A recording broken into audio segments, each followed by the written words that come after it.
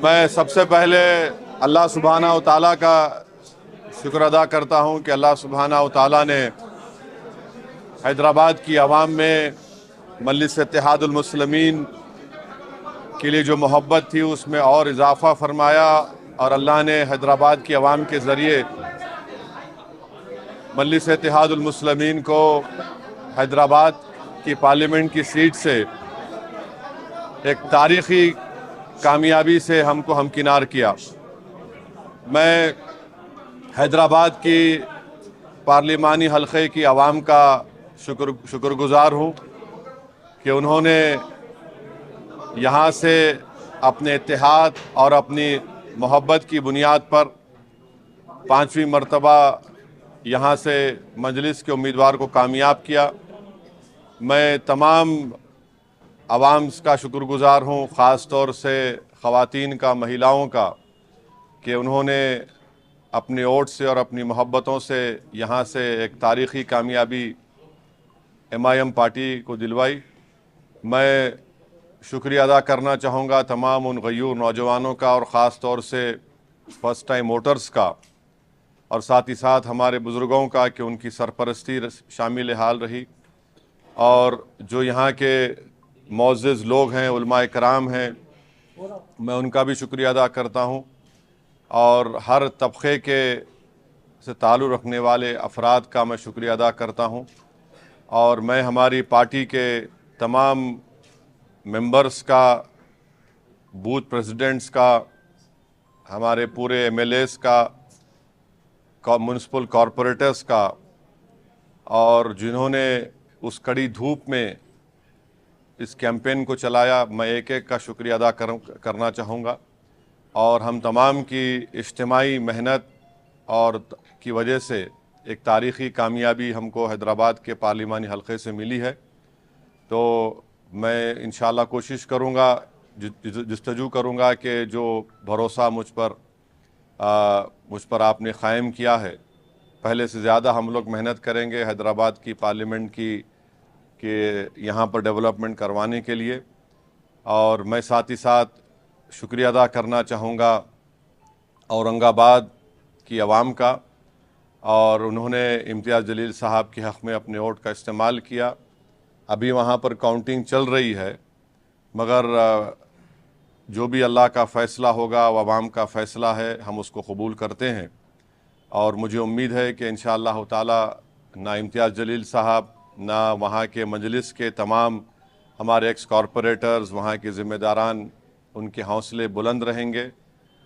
यकीनन हमारी ऐन ख्वाहिश के मुताबिक वहाँ पर नतीजा नहीं आ रहा है, तो मुझे यकीन है कि अक्टूबर में जब असम्बली के इलेक्शन होंगे, हम इंशाअल्लाह ताला ये कोशिश करेंगे कि औरंगाबाद में जो हमको कामयाबी नहीं मिली, हम इंशाअल्लाह ताला असम्बली के इलेक्शन में आज जो हमको कामयाबी नहीं मिली उसको हम असम्बली के इलेक्शन में कामयाबी हासिल करेंगे और महाराष्ट्र के असम्बली इलेक्शन में हम लोग पहले से ज़्यादा ताकत से लड़ेंगे।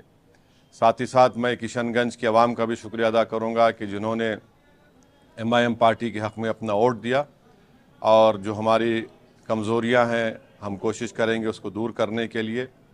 मैं साथ ही साथ PDM की हमारी पल्लवी पटेल, हमारी बहन का, उनकी माता का, उनकी माँ का, पंकज भाई का और उनके तमाम अपना दल के ज़िम्मेदारों का भी शुक्रिया अदा करूँगा कि हमने वहाँ पर भी जाकर PDM के लिए कैंपेन चलाया है। और हमारा ये PDM से जो हमारा ताल्लुक़ है वो जारी रहेगा, और इंशाअल्लाह ताला ये हमारी कोशिश थी और हम कोशिश को जारी रखेंगे। मैं तेलंगाना की आवाम का भी शुक्रिया अदा करता हूँ कि हमने उनसे अपील की थी कि जहाँ तक हो सके BJP की कामयाबी को रोकें। उन तमाम हज़रात का मैं तहे दिल से शुक्रगुज़ार हूँ कि जिन्होंने खामोशी से इस मुहिम को चलाया, जिन्होंने आगे बढ़कर ये कोशिश की कि BJP के बढ़ते हुए ख़दमों को तेलंगाना में या उनकी कामयाबी को रोका जा सके। मैं उनका भी शुक्रिया अदा करता हूँ। अब दूसरी बात यह है कि मुल्क की आवाम ने एक फ़ैसला दिया है। अब ये बात तो वाज़ेह हो चुकी है कि BJP को अभी काउंटिंग चल रही है, ऐसा लगता है कि उनके पास मैजिक नंबर नहीं आएगा, जो 272 का नंबर है। और ये इस बात का ये इसलिए नतीजा आया क्योंकि 10 साल में बीजेपी ने जो नफ़रत की सियासत की थी उससे आज लोग तंग आ चुके हैं। बीजेपी ने जो बड़े बड़े ख्वाब दिखाए थे और वो तमाम के तमाम वो ख्वाब झूठे थे, तो नौजवान इस बात को महसूस कर लिया कि बीजेपी बेरोज़गारी उनका मुक़द्दर बना चुकी है।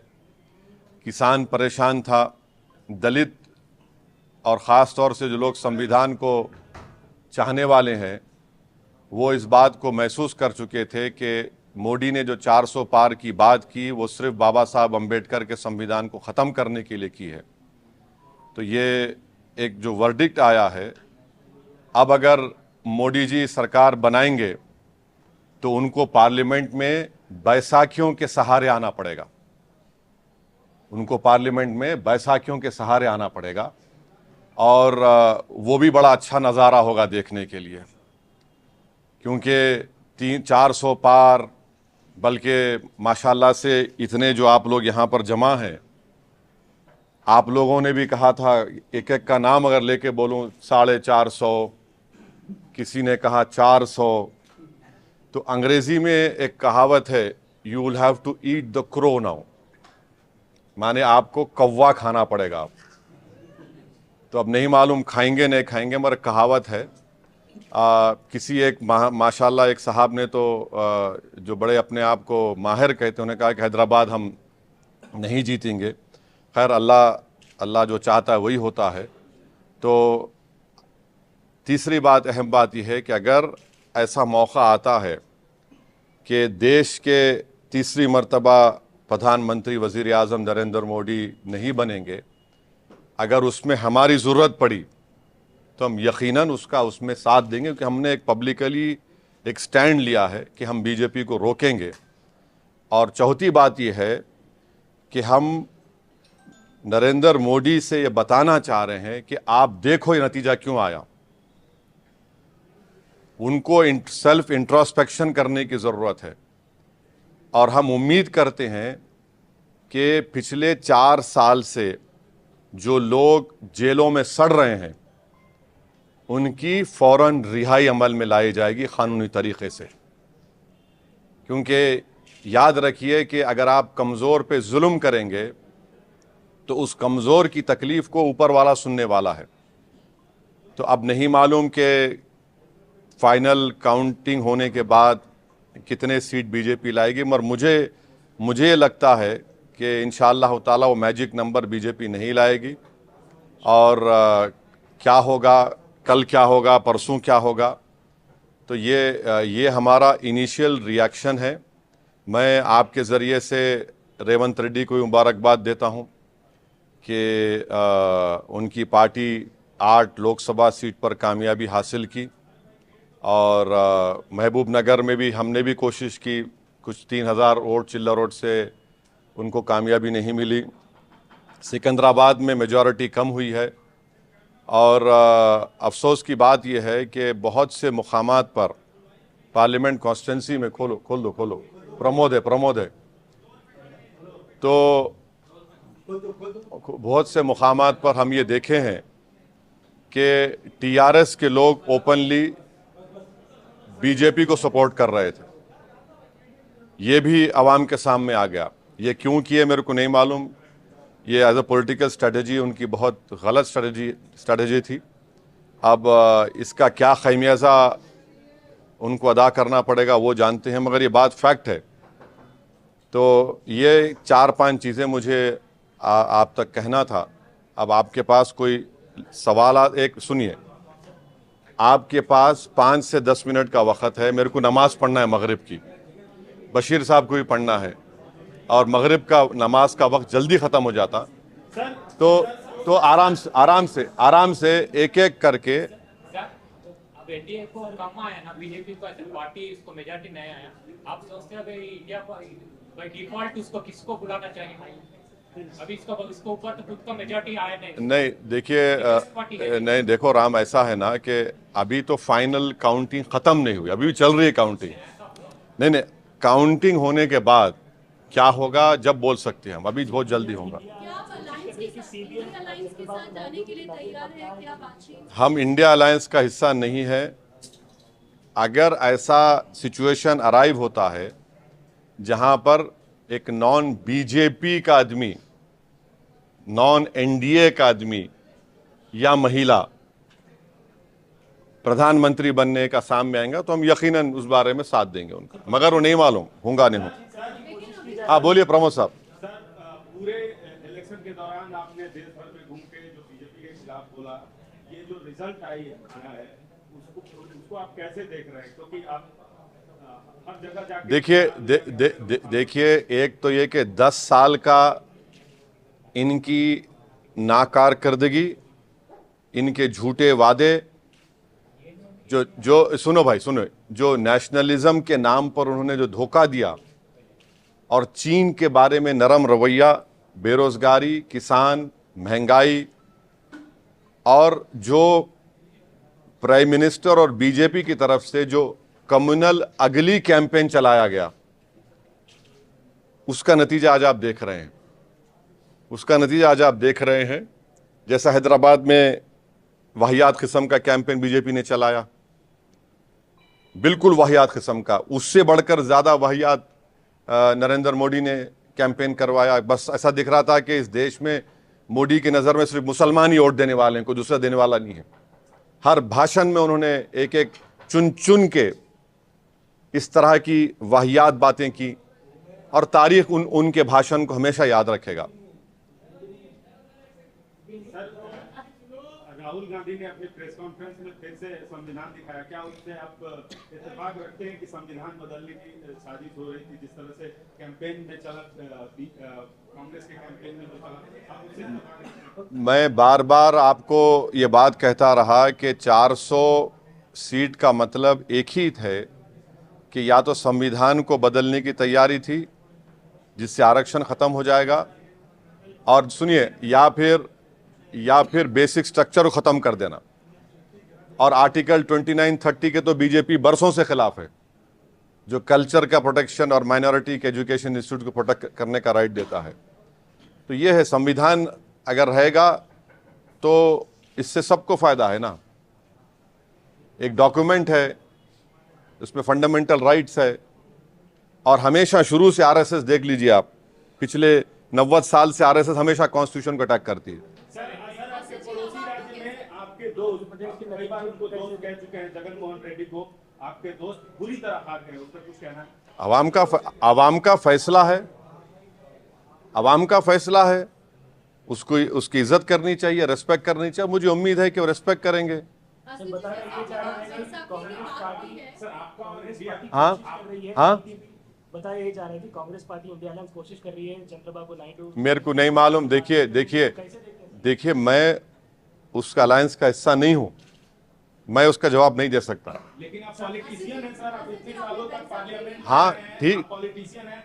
एक पॉलिटिशियन की सोच क्या कहती है इनको कि ये आना चाहिए सर इंडिया जो सियासी सूरत हाल बना है उसमें क्या होना चाहिए, क्या हो सकता देख- है? दे- आप दे- पॉलिटिकल पंडित के तौर पे पूछ रहे हैं। नहीं, मैं पॉलिटिकल पंडित नहीं हूं, पंडित आप हैं महाराज। अलायंस के साथ आना चाहिए। हाँ साथी की बात आप कर रहे हैं हाँ संसद में। हाँ। अब आपको कैसे लग रहा है कि यूनिफॉर्म सिविल कोड हो या फिर सीए की बात हो, ये बड़ी मुद्दे हैं जो एक बात याद रखिए, पीओके तक एक बात याद रखिए, आप लिख के रख लीजिए। अब देश में प्रोटेस्ट होगा, इसको आप नहीं रोक सकेंगे। आप देखेंगे किसान का एक मामला है, महाराष्ट्र में मराठा रिजर्वेशन है, ये सब चीजें हैं।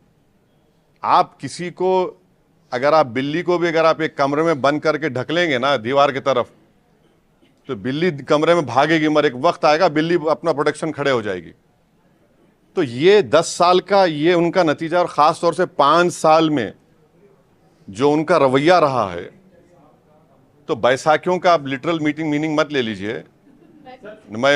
मैं सबको शहद बीजेपी के खिलाफ आना चाहिए सर। हाँ, बीजेपी के खिलाफ या टीडीपी को, नीतीश कुमार को आना चाहिए। मैं कैसा बोलूंगा? मैं उस पार्टी का नहीं हूं भाई। मैं इस पार्टी का नहीं हूं, मैं नहीं बोल सकता सवाल। आप कांग्रेस पार्टी का हमेशा विरोध करते रहे हैं, लेकिन कांग्रेस पार्टी में सोनिया गांधी की आप हमेशा इज्जत करते रहे हैं। क्या सोनिया गांधी आपको व्यक्तिगत तौर पे इनवाइट करती हैं इंडिया अलायंस में, तो आप जाएंगे? मैं केसीआर की भी इज्जत करता हूं, करते रहूंगा। उसमें उससे इज्जत करने में बुरी बात क्या है? नहीं, सुनिए, नहीं, अरे देखिए ना कि ये मैं इंडिया अलायंस का हिस्सा नहीं हूं। हम नहीं, निमंत्रण दिया जाता है, सोनिया गांधी आपको बाइज्जत इनवाइट करती हैं, तो आप आएंगे? अरे आप ये समझ रहे मेरी इज्जत नहीं है अभी? बिल्कुल है। फिर बाहर है, क्या बात है? 3,47,000 से हैदराबाद की आवाम ने हमको कामयाब किया, ये सबसे बड़ी इज्जत दौलत है मेरे लिए। अब मैं देखिए, ये मेरे लिए बहुत काफी है। जैसा हमेशा मैंने कहा कि हमारी गरीबी में शाही है, उस खुश है हम उसमें। इंडिया मतलब इंडिया अलायंस के जो टॉप नेता है, टॉप लीडर्स है, उससे आपका बयान इत्तेफाक रखता है, तो आप क्या नहीं, एक बहुत कम सीट्स इंडिया अलायंस और बीजेपी और इंडिया अलायंस के बीच में अभी लग रहा है, तो आप क्या उनको एटलीस्ट फॉर्मल तौर पे आप क्या आपका सपोर्ट जारी करेंगे, या फिर उसके साथ साथ सर जो आप बीजेपी के खिलाफ सीएए, एनआरसी, एनपीआर के खिलाफ जो आप वोट मांगे हैं, तो आपको बहुत बड़ी तरीके से जीत मिली है हैदराबाद पे, तो इसको भी आप नेशनली उठाएंगे क्या?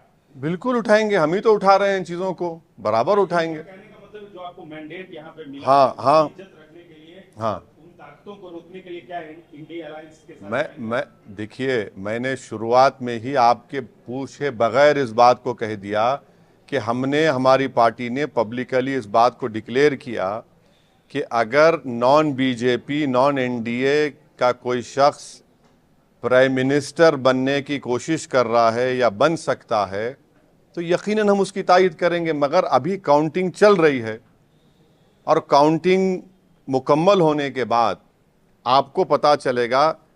ख़ास तौर से बीजेपी वो 272 का मैजिक नंबर क्रॉस करती है, टच करती, नहीं मालूम, मगर मुझे लगता है कि वो नहीं कर पाएगी। सर, आप बीजेपी को रोकने की बात कर रहे हैं, लेकिन लगातार चाहे असेंबली चुनाव हो, म्युनिसिपल हो, या फिर अभी के लोकसभा, सुनिए, एक बात तो साबित हो गई ना कि इस देश में मुस्लिम वोट बैंक नाम की कोई चीज कभी थी ना कभी रहेगी। ये एक मिथ क्रिएट किया गया था, ये एक मिथ है। ये कभी इस मुल्क में कभी मुस्लिम वोट बैंक नहीं था। ये खामखा ये लोग पुकारते थे और हमारी कम्युनिटी खुश होती थी। कभी था ही नहीं, ना कभी रहेगा। सर, आप मुस्लिम वोट बैंक की बात कर रहे हैं, सबसे ज्यादा मुस्लिम पाए जाते हैं उत्तर प्रदेश में। उत्तर प्रदेश का आप रिजल्ट कैसा देखते हैं? वहां पे 40 से ज्यादा एसपी प्लस को मिलना और 40 से कम बीजेपी को मिलना, ये आंकड़े आप कैसा देखते हैं? और आप भी तो उत्तर प्रदेश में उतना कैंपेनिंग किए, तो आपका फिर सब नहीं तो एक बात सुन लीजिए, पूरा डेटा आने दीजिए। कितने सोशल ग्रुप्स, ओबीसीज, मुसलमान और दलित में जाटव है, पासी है, वाल्मीकि, कितने लोग वोट दिए, उसके बाद उस जवाब दे सकते।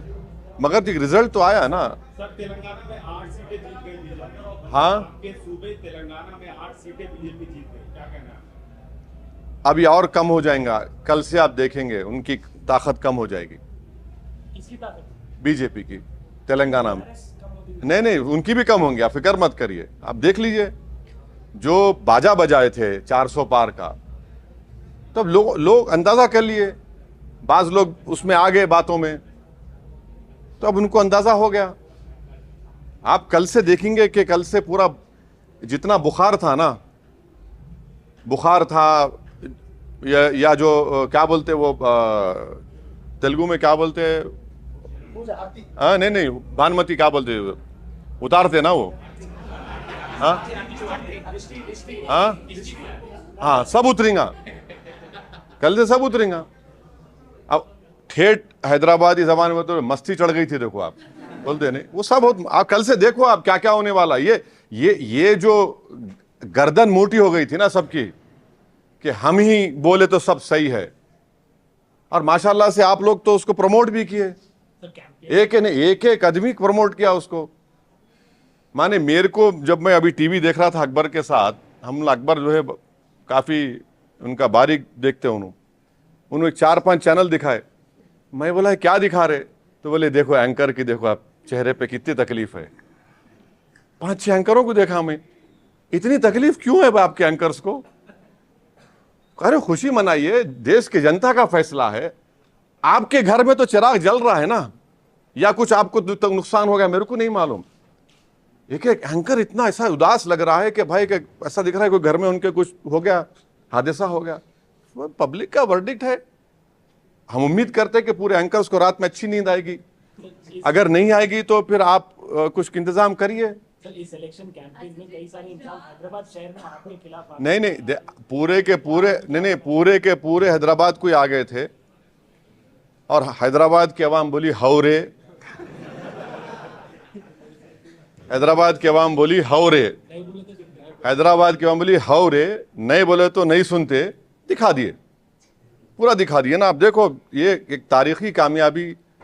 मैं शुक्रगुजार हूँ, मेरे पास अल्फाज नहीं है कि बस एक ही तकलीफ़ है कि मेरा बाजू इम्तियाज़ जलील मेरे साथ नहीं होगा औरंगाबाद में, और हम उम्मीद कर रहे थे कि सीमांचल की लड़ाई को हम पार्लियामेंट में लेके जाएंगे, मगर सीमांचल लड़ाई हमारी चलते रहेगी। हम देखेंगे क्या कमज़ोरी। हमारे माजिद साहब MLA साहब भी बड़ा कोशिश किए, टीम भी सब किए। बहरहाल मैं एक एक हमारे पार्टी के मेंबर्स का शुक्रगुजार हूँ कि इतनी गर्मी में कैंपेन किए, गैर मामूली गर्मी थी, और इतनी शिद्दत की गर्मी में भी हैदराबाद के वोटर्स निकल कर वोट डाले, और मैं उनको भी शुक्रिया अदा करता हूँ, उनका सलाम करता हूँ। और ऐसे कई लोग हैं जिनको ना मैं जानता हूँ ना उनका पहचानता हूँ, मगर जो दुआएं भी किए, जो मेहनत किए, मेरे पास अल्फाज नहीं है कि कैसे उनका शुक्र अदा करूँ। बस मैं दुआ कर सकता हूँ कि अल्लाह उनको सलामत रखे, और अल्लाह हमको एक और हमारे जज्बे में इखलास दे कि हम उनके भरोसे पर उतरें, और हमारी लड़ाई जारी रहेगी फ़िरका परस्त ताकतों के साथ इंशाअल्लाह ताला। बस सवाल मेरा, जैसे TMC की बात अगर हम करते हैं, बंगाल में हो या फिर पंजाब की बात करें, तो किस तरीके से आपको लग रहा है कि रुख किस और जा रहा है, और जितने कॉन्फिडेंस के साथ भाजपा मैं देखिए यूसुफ पठान जीत गए, उनको मुबारकबाद देता हूँ। नहीं, मेरे पार्टी का पूछिए ना, मेरे कैसा, मैं यूसुफ पठान जीते उनको मुबारकबाद दूंगा। वो एक काबिल कैंडिडेट है, उनके वालिद मरहूम के साथ मैं MP था, मुनव्वर हसन साहब के साथ, उनकी बेटी कामयाब हुई, उनको मुबारकबाद देता हूँ। चंद्रशेखर आज़ाद रावण कामयाब हुए नगीना से, मैं उनको मुबारकबाद देता हूँ। शायद इमरान मसूद भी सहारनपुर से कामयाबी मिली, उनको मुबारकबाद देता हूँ। हमारे रामपुर से मौलाना नदवी साहब कामयाब हुए, हम उनको मुबारकबाद देते हैं। तो यही है, अब इतना ही बोल सकते हैं। अब ये दूसरी पार्टियों का कैसा बोले? सर कोalition की जो सरकार बनने वाली है उस पे आपका क्या राय है? प्रधानमंत्री जी अभी संबोधित करने वाले हैं, he is going to speak to the nation, and what would be your demands? Because I don't see. Let us first wait for the final vote to be counted. Then only you and me can form an opinion. How is right as we speak right now? The counting is being still done. We don't know the exact number, but the picture is, in my opinion, I don't think so. BJP will get 272. There are various rumors within BJP. You don't know what will happen. ND or BJP? No, within BJP, you don't know what will happen. There are various. See, these are all hearsay. It might be hearsay. We don't know what will happen. What will happen? There will be a clash. Huh? No, I don't know what will happen. Maybe you know better because you're close to them. I'm not close to them. I don't know what will happen. We cover everyone, sir, but No, I know. You cover. I know that. You cover. what would be a demand, sir? No, there is no. See, Mamata is demanding that Prime Minister should resign. you know, it will be very interesting to see Narendra Modi if he forms a coalition. Mr. Modi walking on political crutches. It will be very, very interesting to see.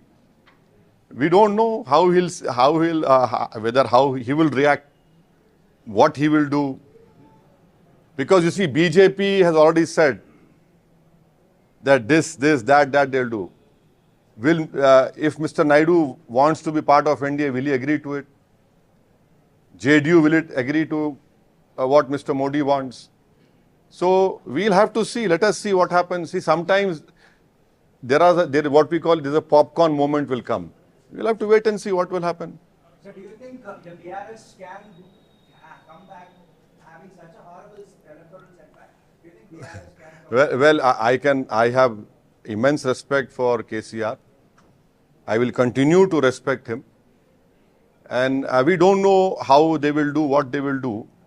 But I was very surprised that in many places in Telangana, they should have not compromised. But unfortunately, the news which we are getting, which you also know, every one of you know, it's an open secret. So that should not have happened. You see, there are, in a political journey, you are in power, you lose power, you lose elections, you win elections. But you continue your struggle. So I don't know what will happen, you know. They are the best judge and the masters of their own destiny. You and me cannot decide for them. We don't know what they will do. नहीं 8 seat तो जीते बशीर साहब, तो यकीनन ये 8 seat हमारे लिए एक लम्हे फ़िक्र है। और आपको याद होगा, मैं अपनी तकरीर में जो खिलवत में तकरीर हुई थी, मैं ये सब सीटों के नामा बोला था। आप देखो, मेरी तकरीर उठा के देख लो आप, ये सब नामा बोला था मैं। जहां से लोग जीते हैं मैं सब बोला था। तो अब बहुत सी बातें हैं, अब हम तो अपनी कोशिश किए, मगर मुझे यकीन है कि मुस्तकबिल में ये सब चीज़ें तब्दील होंगी। Will you extend your support to the Congress party in the state because you have always been in the alliance? Or No, why is it, what is this? to get your work? No. What is this? Today results have come. We want to develop Hyderabad. We want to keep Hyderabad safe. Communal amity should be strengthened. Akbaruddin Owaisi, our party leader, has stood up in the assembly and said, we will extend all the cooperation to you for the overall development of Telangana. We will continue to do that. But why everything has to be done on political basis? See, we have been given the mandate by the people, and we will have to safeguard that mandate also and deliver on the promises that we have made to the people of our respected constituencies. And Muslim reservation, sir. What about Muslim reservation? You should ask Chandrababu Naidu if he is supporting. No.